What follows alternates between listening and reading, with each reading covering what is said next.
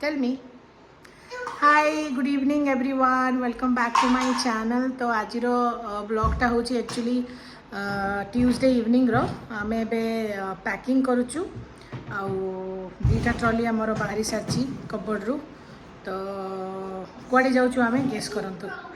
जमती कि मोर पछ वीडियो रे भी कही कि आम जाऊँ बनारस बुलवाई मु मो हजबैंड आ मोर सासू ससुर तो काली आम फ्लाई करूँ 5टा बेले आमर फ्लाइट अच्छी 5टा बेले आम पहुँचबू 7टा बेले तापर मुझे देखी मो ब्लॉग रे बनारस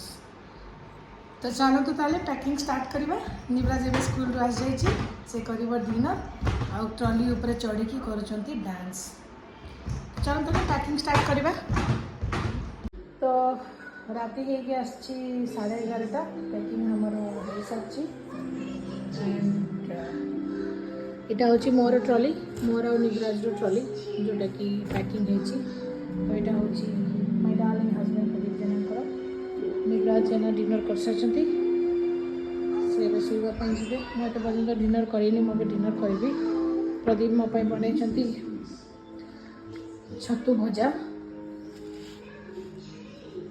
यार रेसिपी भी मुझे अपलोड करी केमती सी बन चिकेन कषा हूँ भात